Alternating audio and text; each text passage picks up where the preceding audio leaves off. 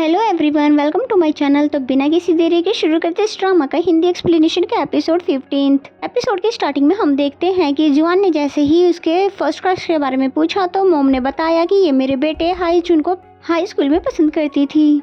Nancy शुरू से ही बहुत सिंपल और सोबर लड़की थी, जबकि मेरा बेटा तो बहुत ही एटीट्यूडी था, साथ ही बहुत ज्यादा बोल्ड भी था।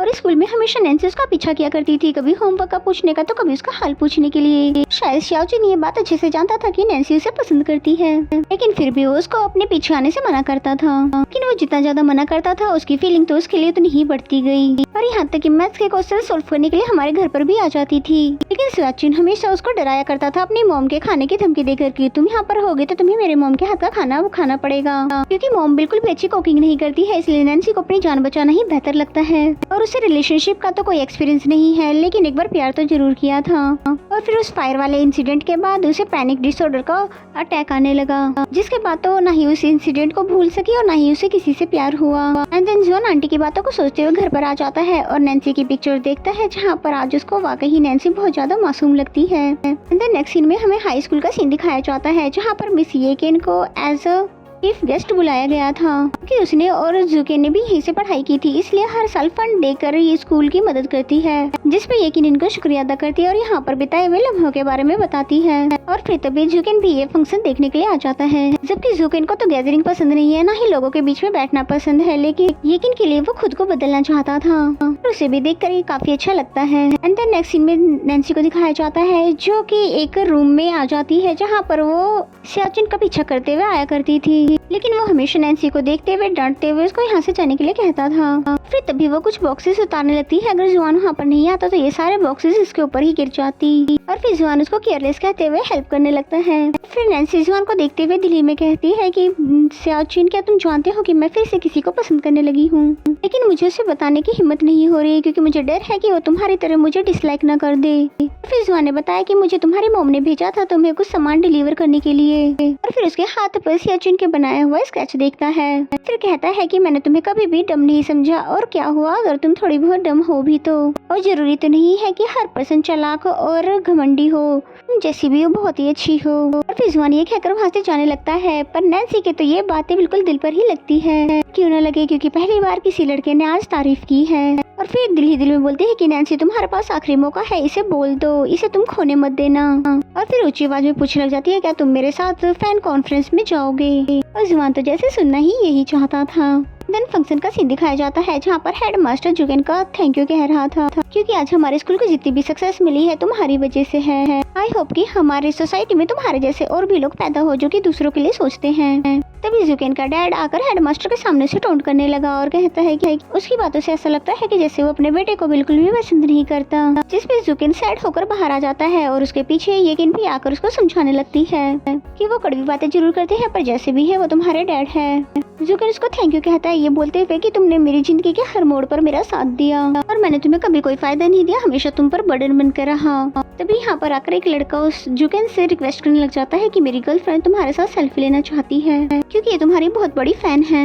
उनके यहाँ से जाने के बाद येकिन ये सोचने लग जाती है कि जब उसके डैड ने इनकी कंपनी में इन्वेस्ट करने से मना कर दिया था, जहाँ पर येकिन उनके पास प्रपोजल लेकर दोबारा से गई थी और पूरी तरह से सेटिस्फाइड किया, लेकिन डैड ने इन्वेस्ट करने से पहले एक शर्त रख दी कि तुम कभी भी जुगेन के साथ रिलेशनशिप में नहीं आओगी, और अगर ऐसा कुछ हुआ तो मैं ये कॉन्ट्रैक्ट को टर्मिनेट कर दूंगा। जिसपे येकिन उसकी शर्त मान लेती है और साथ ही बोलती है कि मैं यहाँ पर आई थी, ये बात तो उसे कभी मत बताना। और इसका मतलब ये हुआ कि येकिन ने हमेशा से जुगेन को पसंद किया है और आज भी करती है, लेकिन इस शर्त की वजह से वो उसको इग्नोर करती रहती है। एंड देन नेक्स्ट सीन में हमें नैन्सी को दिखाते हैं, जो कि फैन कॉन्फ्रेंस में जाने के लिए ड्रेसेस सिलेक्ट कर रही थी, जिसमें मॉम भी उसकी हेल्प करने लगती है। और फिर मॉम कहती है तुम्हारी लाइफ का सबसे इम्पोर्टेंट दिन है, यानी कि तुम्हें यहाँ पर लड़कों की तरह नहीं बल्कि एक प्यारी सी लड़की की तरह दिखना है, क्योंकि तुम अब एक ऑथर जो बन गई हो। देन हमें जुआन को दिखाया जाता है, जो कि फैन कॉन्फ्रेंस का वेन्यू चेक कर रहा था, जिसके बारे में ये फेमस है कि यहाँ पर फीलिंग बताने के लिए सबसे अच्छी जगह है। और वैसे तो जुआन ने अपनी पूरी फीलिंग बताने का यहाँ पर डिसाइड कर लिया है, लेकिन फायरवर्क में नहीं हो सकता है उसे पैनिक अटैक आ जाए। और वही नैन्सी भी यही सोच रही थी कि अपनी फीलिंग जल्द से जल्द उसे बता दे, कहीं देर न हो जाए। और आगे बढ़ने से पहले मेरी आप सभी से एक रिक्वेस्ट है कि अगर आपको मेरी वीडियोस पसंद आती है तो प्लीज गाइस चैनल को सब्सक्राइब और लाइक किया कीजिए। एंड देन जुआन को दिखाता है जो कि शॉपिंग करने के लिए बाहर जाता है और यहाँ पर नैन्सी शॉपिंग कर अपने घर पर आ जाती है। जुआन के लिए ब्रेकफास्ट लाई थी इसलिए उसके डोर पे लटकाते हुए उसे रिसीव करने का मैसेज कर देती है। एंड देन नेक्स्ट सीन में दोनों ही अपनी पैकिंग स्टार्ट कर देते हैं क्योंकि कल उनकी लाइफ का अच्छा दिन था और फिर मैसेज करके एक दूसरे को गुड लक बोल देते हैं। एंड देन नेक्स्ट मॉर्निंग का सीन दिखाया जाता है जहाँ पर जुआन पहले से ही खड़ा हुआ था और नैन्सी आज पहली बार लड़कियों वाली ड्रेसिंग करके आई थी और जुआन को भी उसको नए ड्रेस में देखकर काफी ज्यादा अच्छा और नया लगा और तो और उसके कलीग्स भी उसको इस ड्रेस में देखकर बहुत ज्यादा हैरान हो जाते हैं। और यहाँ पर तो मिस जियाओ फिर से एक बार जुआन पर फ्लैट हो जाती है। मिस जियाओ बोलती है मैं तुम्हें याद हूँ ना, जिस पे जुआन अपने मन में कहता है कि मैं भला तुम्हें कैसे भूल सकता हूँ, तुमने ही तो मेरी और नैन्सी की लंच खराब की थी। तभी यकीन वहाँ पर आकर सभी को ग्रीटिंग्स करने लग जाती है। तभी नैन्सी उनके पास जाकर उनका सामान लेते हुए बॉस के बारे में पूछने लगती है। इस पे यकीन ने बताया क्योंकि जुकेन को ऐसे इवेंट्स पसंद नहीं है इसलिए वो हमारे साथ नहीं जाएगा। तभी जुआन ने कहा कि वो तो वो रहा जिस पे वो सब देखते हैं कि वो तो अपना सामान लेकर आ गया था, जिसे देखकर सभी लोग हैरान हो जाते हैं। इस जुकेन को ये गैदरिंग पसंद ना हो लेकिन वो यकीन का दिल जीतने के लिए ये सब करना चाहता था। यकीन भी उसके अचानक आने की वजह पूछने लग जाती है जिस पे वो बोलता है कि ये तो कोई नई बात नहीं है, हम यूनिवर्सिटी में भी तो साथ जाया करते थे। एंड देन पहुंचने के बाद मिस जियाओ सभी को रूम डिवाइड कर रही थी क्योंकि रूम की कमी थी इसलिए दो लोगों को एक ही रूम में एडजस्ट करना पड़ा, जिसमें बॉस को रूम जुआन के साथ मिलता है लेकिन वो मना कर देते हैं ये कहते हुए कि मैं एक होटल में रह लूंगा। ये सुनकर नैन्सी उनके लिए होटल में रूम बुक करवाने वाली थी कि तभी जुआन ने आकर बोला कि तुम इनकी एम्प्लॉय नहीं बल्कि एक ऑथर हो। और ये तो वही जुआन था जो कि एक टाइम पर नैन्सी की सेटिंग उससे करवाना चाहता था लेकिन अब तो वो उसके पास भी उसको नहीं जाने देता है। एंड देन सभी अपने सामान को रूम में रखने के लिए जाने लगे क्योंकि उनको थोड़ी ही देर में लंच करने के लिए भी जाना था। नेक्स्ट सीन में हमें इन सभी को लंच करने के लिए जाते हुए दिखाया जाता है जहाँ पर ये जुकेन से फिर से पूछने लगती है कि तुम सच में हमारे साथ आना चाहते हो, कहीं तुमने अपना इरादा तो नहीं बदल दिया है। लेकिन इस बार तो उसके इरादे पक्के थे इसलिए सभी के साथ चल पड़ा और फिर जुआन मौका देखते ही नैन्सी को अपने साथ भगाकर ले जाता है क्योंकि ये इस बार अपना सारा टाइम उसके साथ ही स्पेंड करना चाहता है और किसी को भी इनके बीच में कबाब में हड्डी नहीं बनना देना चाहता। और फिर नैन्सी को उसकी सारी फेवरेट डिशेस खिलाता है जो कि नैन्सी कहती गई और इससे पहले कि नैन्सी उसे बता पाती कि उसे आज कितना अच्छा लग रहा है कि तभी पूरा ऑफिस का स्टाफ यहाँ पर पहुँच जाता है उन दोनों को ढूंढते हुए और फिर से एक बार इन दोनों की बात वहीं की वहीं रह जाती है। लेकिन इस पर जुआन तो हार मानने वाला नहीं था और जैसे ही उन लोगों का ध्यान डाइवर्ट होता है तो नैन्सी को उठाकर वहाँ से ले जाता है, जिसके बाद तो ये दोनों बहुत ही ज्यादा एंजॉय करते हैं, कभी सिली एक्ट्स करके तो कभी एक दूसरे को चिढ़ाते हुए। और फिर एक जगह पर आकर नैन्सी जिद करने लग जाती है पोर्ट्रेट बनाने के लिए और बोलती है कि मैं तुम्हें सिखाती हूँ और फिर जुआन भी उसके साथ मजे से बनाने लग जाता है, भले ही उसे बनाना कुछ भी नहीं आ रहा था। और फिर जब नैन्सी उसका हाथ पकड़कर उसको सिखाने लग जाती है तो वो दोनों एक दूसरे की आंखों में खो जाते हैं। एंड देन नेक्स्ट सीन में हमें जुकेन को दिखाते हैं जो कि दूर बैठकर येकिन को देख रहा था कि तभी जुआन उसके पास आकर बैठते हुए कहता है कि मुझे अब तुम पे रहम आने लगा है और एक रिलेशनशिप में आना तुम्हारे लिए एक पहाड़ जैसा मुश्किल काम हो गया है, वो भी अपनी बेस्ट फ्रेंड के साथ। जिसमें जुकेन ने बोला कि ऐसी कोई भी बात नहीं है, तुम्हारी नोवेल पढ़ने के बाद तो मुझे थोड़ी सी मोटिवेशन मिल गई है। चाहे मेन लीड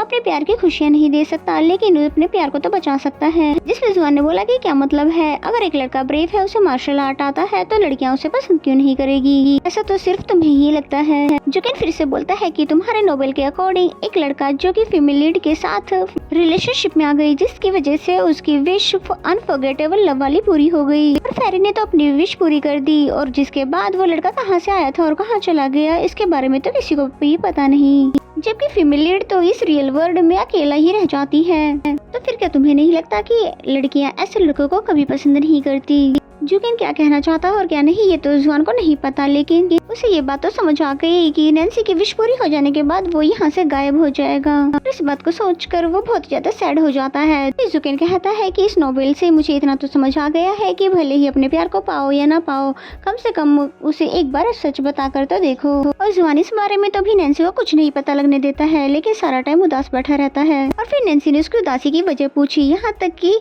मिस जियाओ ने भी ये नोटिस कर लिया। फिर जुआन कहता है कि मैं थोड़ा थक गया हूँ बस इसलिए मैं तुम लोगों के साथ फायरवर्क्स देखने नहीं जा पाऊंगा, बस रूम में बैठकर आराम करना चाहता हूँ। फिर नैन्सी ने भी फायरवर्क देखने से मना कर दिया और दोनों ही अपने रूम की तरफ जाने लगे। और फिर इसी सीन के साथ ये एपिसोड यहीं पे खत्म हो जाता है। तो मेरा एक्सप्लेनेशन अगर आपको अच्छा लगता है तो वीडियो को लाइक करें। तो मिलते हैं नेक्स्ट एपिसोड में।